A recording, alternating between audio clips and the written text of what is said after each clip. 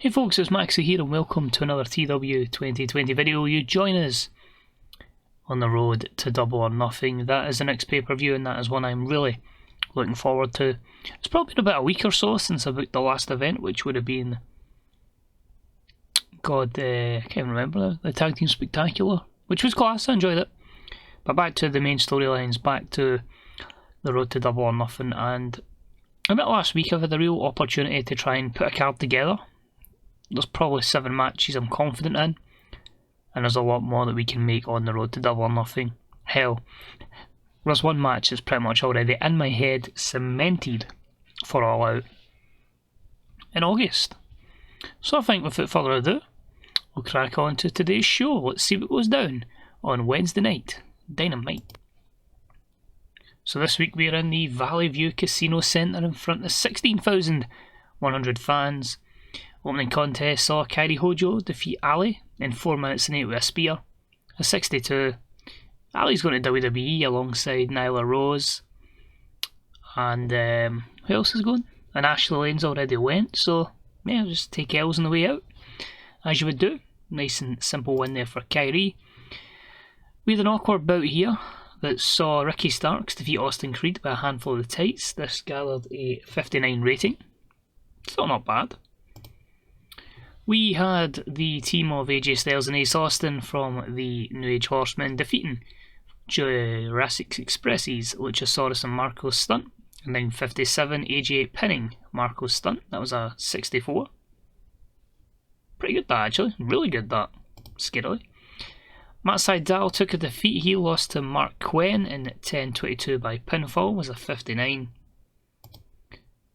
And we had the team of Lustar, Lance Archer and Killer Cross, formerly Kingston's Paradise, now under the tutelage of Lexi.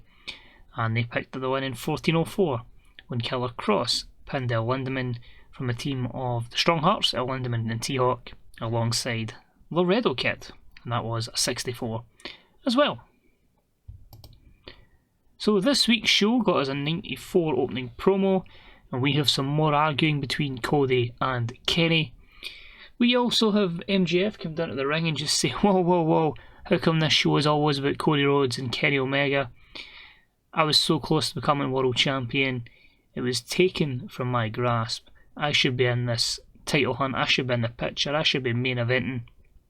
Chris Jericho comes out and says, we all know why you're not main eventing, but we won't speak about that in the social media comments. And he has to prove that he can beat the GOAT before he'll ever be considered for this position, of course, in the title picture. It's really just to set up tonight's main event, as in true Maxi format. We have a 6-man tag main event. It will see Chris Jericho and Jungle Boy team up with Kenny Omega, as they will take on the team of Cody Rhodes, MJF and Wardlow. So that promo was a 94. Some good stuff and bad stuff there. We started off with more trios action, and the Dark Order's Sir Brody Lee alongside Evil Uno and Stu Grayson defeated Trent Seven, Sonny Kiss and Joey Janela in 9:01 when Sir Brody Lee pinned Sonny Kiss with a pile driver. A 72 here, stellar work. Brody Lee with a 95. Trent was kind of putting this match up purely on the basis of, well, Tyler is injured at the moment and I need a third person, and unfortunately he was here to take this L. But a good win for the Dark Order as Brody Lee continues on his word that he's going to make every one of them better. This followed with more trios action for the Dark Order as the women were in action, and about the terrible wrestling and non-existent crowd heat, the Dark Order's Anna Jay, Abaddon and Priscilla Kelly defeated the team of Gianna, Daddio and Team Kicks, Evie and Heidi Lovelace in 10:01 when Anna Jay pinned Evie. So the strong push of Anna Jay continues, the second best performance in this match, which is good to see. And a 54 as the Dark Order continues to get stronger. After this, we have Brody Lee take them all backstage, and he is just like, this is what happens when you fucking listen to me. Everything comes up good. You start winning, and before you know it, it's going to be championships. You know, it's going to be more money. The Dark Order exists to make your lives better, and I think we are starting to realise that. You're starting to realise that. So he's full of praise for all the members of the Dark Order. 59. We had a matchup that had subpar wrestling and little heat. Johnny Gargano defeats Kip Sabian in 6:49 with Hearts Donuts. A 69, just to give Johnny some more momentum as he continues to show his worth in AEW. Then had the backstage segment between Shayna Baszler and Layla Hirsch. Shayna's obviously a wee bit disappointed that she obviously will not be the number one contender. That will be Saraya, who we'll hear from on Lightning tomorrow as she challenges Mercedes Varnado at Double or Nothing. But Shayna says it's quite disappointing that her career is not going to finish with a championship win. As much as she could just take out her anger, she does realise and accept it's about the future. She says she's not going to leave Layla, she is going to be around to be her manager, but she feels like she's got the perfect tag team partner for Layla that could debut in the upcoming month. That was a 59. Then had Ric Flair backstage, as he's a manager of course for Miro, Claudio and Austin Creed. And he just says to Claudio, he says him and Miro have got things to take care of tonight. Are you okay getting out there on your own against Machine Brian Cage? Claudio goes, yeah, it's cool. Hopefully he's got it all sorted and I'll come back with a dub. That was a 68. We then had Garza Jr. defeat Griff Garrison in 5:24 with El Marietto. 40. Simple matchup here, just getting another dub for Garza Jr., getting him some more momentum. Griff Garrison being our enhancement talent. And after the matchup, Carly Perez, of course, his manager, just continues to get all the eyes on her as she tries to get some more overness, but at the same time just tell the world how great Garza Jr. is, how good he is going to be in the future of AEW. 41.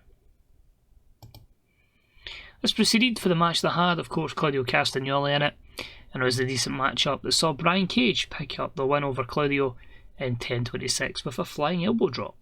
70. So my reason for the earlier segment was just, well, it says Ric Flair done some good work at ringside that I didn't take him out for that one match, but the plan was, in a tag team match with Ric Flair there, Claudio and Miro are unstoppable. Ric Flair has to go, Claudio's back on his own, still not 100%. That was where I was kind of going. Also, the Machine, Brian Cage, needs some victories, needs some wins, and I feel like that was a good chance to give him some momentum going in to Double or Nothing. Backstage, we have Hangman see the TNT champion Prince Devitt, and he absolutely mauls him. Beats him down, completely destroys him, and just says, I'm getting my way for a couple of weeks now, and I quite fancy that TNT championship. Hold on it a wee bit longer, because I'm going to take it off you. That was 81 for that segment. Our co-main event of the evening saw some good wrestling and a decent reaction from the crowd as the Young Bucks defeated War Machine in 14:23 when Matt Jackson pinned Hansen with the Meltzer driver. 81 here. Nick Jackson's getting stale. I think that could be even higher if it wasn't under 20 minutes. But good one for the Young Bucks, which leads to them cutting a promo. They call out Rey Fenix and Penta. They want that championship match. They want to show they're the best tag team in AEW. And Penta and Rey Fenix don't respond. Interesting enough, they both come out of it looking excellent by not turning up. That's the angle. At 78, I feel like a lot of these guys are going to get new gimmicks and characters over the next few weeks, with the gimmicks getting stale, so keep an eye out on that. We'll probably do it over a 2 or 3 week period rather than all at once, but that should be an interesting feud going forward as we now prepare for our main event of the evening, 6-man tag. After MJF hits a few words on Chris Jericho, 87. Usual spiel from MJF, he just says, why is this has-been always getting in my way? It's time to get rid of Jericho for good. And the main event was also only an 81, as in a superb matchup, Kenny Omega, Chris Jericho and Jungle Boy defeated Cody, MJF and Wardlow in 21:11 when Kenny pinned Wardlow with the one-winged angel. So I think the 81 is probably because we had Jungle Boy and Wardlow in there, but I need to get new guys' experience in the main event, and that's a good opportunity to do so. If we scroll all the way down, yeah, you can see there Jungle Boy's inexperience, inconsistencies, Wardlow's inexperience. Quite a few there, but at the end of the day, you got to give them the experience for them to get it. So the result of that is an 83, increase their popularity in 12 regions, so that'll be the regions we broadcast Dynamite in, down in the US and Canada. But it gives you an idea of a lot of feuds that we've got going forward into Double or Nothing. Not always going to be made in the space of a show. Probably the roster we've got could be doing me going 3 hours, but not a chance. I'm not booking 3-hour TV shows again. That's what basically killed off WWE for me. So we'll jump into the main screen and see if anything is showing up. Marty Scurll has signed an extension. Why does have a handshake? I'm trying to get rid of him. So with AEW heels as well, we'll just confirm what was broadcast on that. Chris Statlander defeated Ali. Lana Austin defeated Nyla Rose. Hikaru Shida defeated Camille. And Priscilla Kelly defeated Nikki Storm.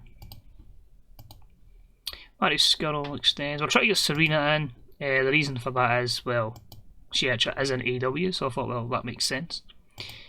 So our offer is not. We're going to have to pay her good money. Going to have to give her a 5-year deal. So they're offering her 13,000. I think we should have the better deal there. Perfect. She's more because she's there in real life is why we're going to bring her in, which she wasn't at the start of this save. Nation joins, perfect, we'll keep him under Nation, but what I'm going to do with him, I don't know at this moment. And the viewing figures was a 3.0, exactly, for Dynamite. So that's it, we got plenty of shows, another 7 on the road to Double or Nothing. I hope you'll join us for that run, as we look to have one of the best events we possibly have. So good day, good night, join us in a few days for AEW Lightning. Bye bye.